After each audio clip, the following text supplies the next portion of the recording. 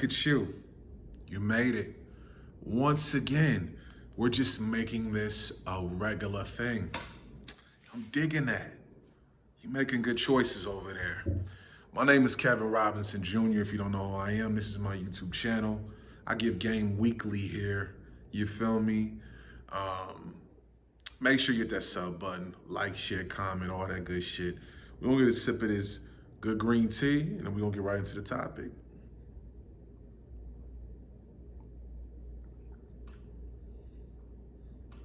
That's good shit. So look, man, this topic is sucker shit. Use a hater. I'm gonna give y'all 5 signs of a hater.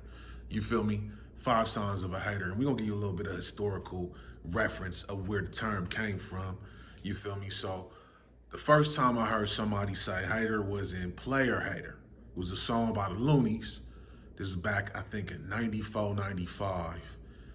The Loonies had a song called Player Hating. And it's from the rapper Numbskull and Yuckmouth, you know what I'm saying? So I'm an 80s baby. I was born in 84. So what I remember is, you feel me, my formidable years, my preteen years, I grew up on some player shit. I grew up on the Loonies. I grew up on Too Short Cocktails. I grew up on, at this time, you know what I'm saying, Drew Down Mac of the Year, Can You Feel Me, Richie Rich, Selly Sale, E40 in a Major Way, The Hall of Game. I grew up on some boss type shit, man. I Missed the Ice Cream Man by Master P, you know what I'm saying? And I always aspired to be the best version I could be of me. I never wanted to be nobody else. You know what I'm saying?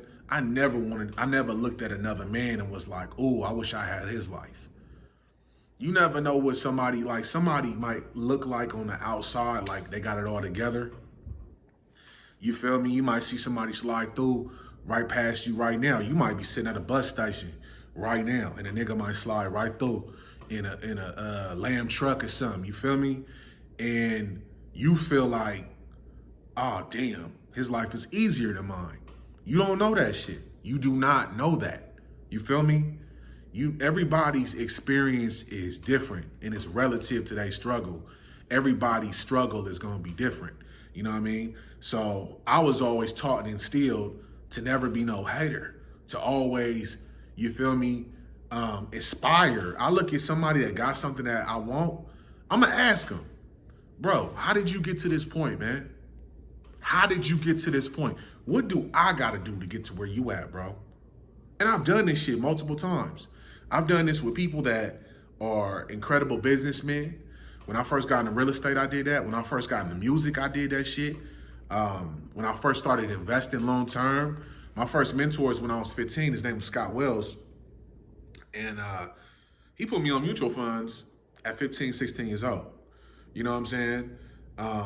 I did it when I got my ass in a gym for the very first time, and I seen this real swole dude. And I'm like, bro, what do I gotta do to get to that? And he gave me the game. And the cool thing about it, man, I mentioned this shit in my first book, The G Code, you know, Thou Shalt Not Dirty Mac, I think was chapter 2. And I was saying how you'll be surprised, bro, when you come from your higher self, bro, rather than just hate and come from your low vibrational place, because that's what jealousy and envy and all that shit is. You know, when you hating on the motherfucker, you feel me? That's where all the jealousy and envy and all that shit come from. But when you come from your higher self and you like, hey, man, bro, how did you get to this point, man? You feel me? What do I got to do to get to this point?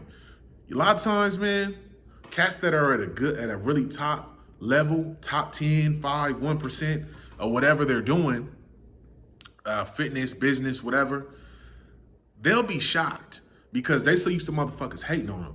And let's be real, hatred is a fucking disease. It is, man. You might not be the type of person that hate on people, but you start kicking it with niggas that's kind of on that shit, you gonna pick up on some of that. You feel me? So look, man, I'm gonna give y'all 5 different traits or 5 different things, you feel me, that would make somebody a hater. You feel me? We're gonna get right into it. So we're going to try to get in the mind of a hater, because personally, I don't understand why you hate. Why? Because hating on me or hating on whoever is not going to get you no money in your pocket. You feel me? I don't get it, but we going to try to, man. So let's look. Let's deep dive. And this is what I noticed, because I do research. You know what I'm saying? I love to do research. And if you haven't done so already, hit that subscribe button. I'm a people watcher by nature. I really like to watch people. I like to see them interact with each other. And I listen more than I speak. But let's get into it. And these are things that I've noticed from haters.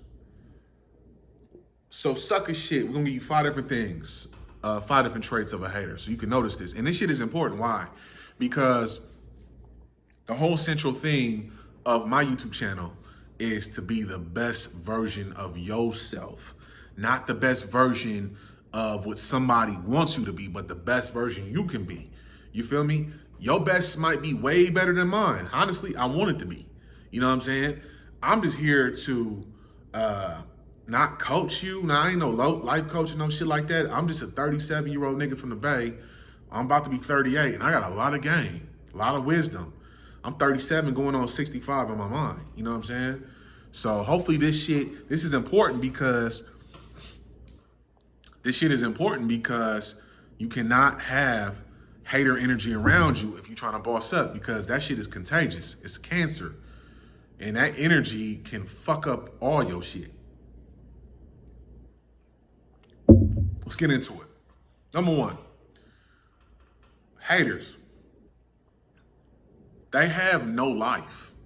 0. The idle mind is the devil's playground. My grandma always said that shit. And even at my bottom of my last dollar, man, I might have been on my last $30, bro.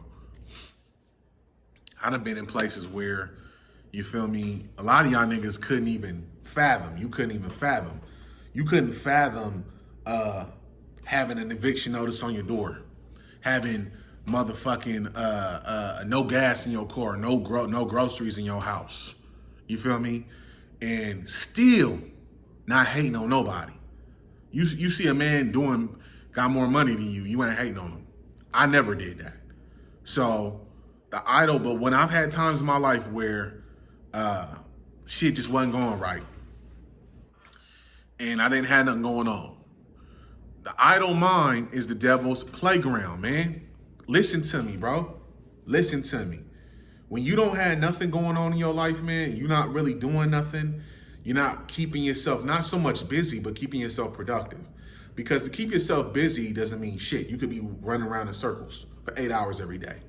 But if you're not doing something productive, that's pushing the ball a little bit further down the field, or pushing the ball a little bit further down the court, you need to be doing something every motherfucking day to make yourself better. And when you don't have nothing and you ain't doing nothing, you start to feed yourself with more social media. You know, you start to feed yourself with more worrying about what the next person is doing.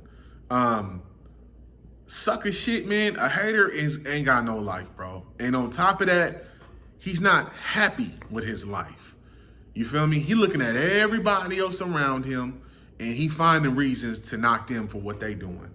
Now leads to number 2. He lives in his comfort zone. The hater lives in his comfort zone. You feel me? You got to realize something. You will never grow if you don't push yourself a little bit more every day. 1% daily, man. Perfect example. This is the best example I can give. If you want to get in shape, if you want to get all swole and all that type of shit, in order to build muscles, you have to lift weights, right? Or you have to do some kind of, maybe not lift weights, but you might have to do some calisthenics. You got to do resistance training. You know what I'm saying? It might be all body weight. You know what I mean? You might be a nigga that just does squats and push-ups and shit. You got to exert your body. And in order to build muscles, you gotta, when you lift weights, you cause little micro tears in your muscles. And that's when you start to get sore. And what happens is your muscles start to rebuild itself, and it makes your muscles stronger over time. So you lifting for years. Next thing you know, nigga, you got a clean diet, and you lifting every day, you feeling good, your muscles gonna get hella big. You're gonna get swole, you're gonna get in real good shape. But lifting weights and working out in general, in order for you to get that optimum health, and the byproduct of optimum health is being in incredible shape and looking your best, you have to get out of your comfort zone. The comfort zone is laying in your bed. Laying in your bed, man. You know you're supposed to go, man, you gotta be at work at 9 o'clock. Your alarm go off at 6:30. You know you gotta take your ass to the gym. You know what I mean? Get in there at 7 o'clock. Get your little 7 to 7:45, 8 o'clock in, and then come home, take a shower, and then go to work. But you decided my alarm went off, I'm just gonna lay in the bed and get on Instagram and look at what other motherfuckers is doing. Come on, bro. So that's the mind of a hater, man. Like, so, and number 3, he sneak disses. Look, man, I've had friends of mine that were haters. And understand this, when you're bossing up, most people will not make it with you. That's just reality. So if you are young, if you're listening to this shit right now, you're in your teens or your 20s, you're in college, and you haven't even taken your journey yet to like trying to get your money together and shit, understand most of your friends are not gonna be your friends in 5 to 10 years. The more you progress, the more it shines a light on the people around you, on who really is fucking with you and who's really not fucking with you. And you don't have no time as a person that's trying to aspire to be the better version of yourself, building your businesses, building a healthy family, breaking generational curses. You have no time to be around nobody who ain't trying to do shit in their life. If a nigga ain't got no life, if a motherfucker, every time you call him, you only talk to him once a month, and it's always, oh, just chilling. Oh, man, you know me, 2K. You know what I'm saying? Bro, that's your life. We grown, bro. Like, if a nigga is just not pushing himself and he's always pipe dreaming, talking about, oh, I want to do this, but he never does. Trust me, when you start to succeed, and he says little comments. If the motherfucker that you kick it with talks bad about other people in front of you, they do it about you too. Trust me. If you're the most bossed up motherfucker around him and he ain't really got shit going, he sneak dissing your ass too. Number 4, they pocket watching. Why is you watching another man's pockets? You know, that's the most hoe ass shit to me. You trying to critique how I spend my motherfucking money or how another man spend his money like it's hurting you. It hurts you so bad to see somebody going on trips. You go on Instagram and you seen another nigga going on trips to Bali. He taking his wife to Bali. Nigga, you can't even take your wife to motherfucking Sizzlers, nigga. You feel me? You did? Why is you pocket watching what another man is doing? That's some hoe ass shit. What another man does with his money ain't got shit to do with you. You feel me?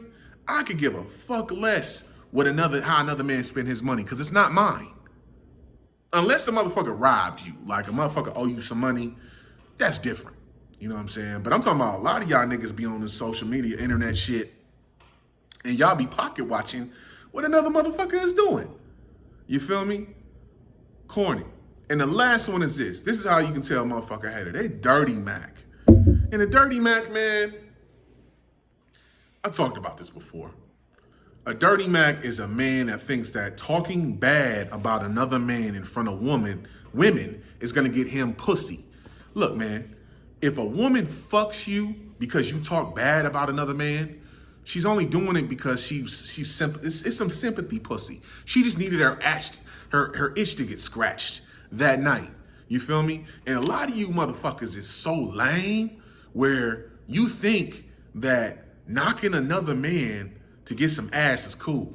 And it's not. It's pillow talking. It's whack. It's corny shit. Never talk bad about another man. You shouldn't give a fuck. If a woman is sitting here, if you with 3 women and they compliment another man, you should keep your motherfucking mouth shut. Don't say nothing. Leave that man alone. He ain't got nothing to do with you. But a lot of you niggas don't understand, women do that. And when you start dirty macking them, they'll never come out and say you a hater. But in their minds, they're like, oh, this nigga weak. You feel me? You put yourself in the same position. A lot of y'all be thinking that if I dirty mac another man, that's gonna make me look like the bigger man, but it make you look like a bitch. It do. You feel me? So let's go down the signs of a hater. They have no fucking life. They live in their comfort zone. They sneak diss, they pocket watch, and they motherfucking dirty mac. Look, if you like this video, any of the videos I'm putting out, like, share, comment, subscribe. Peace and love.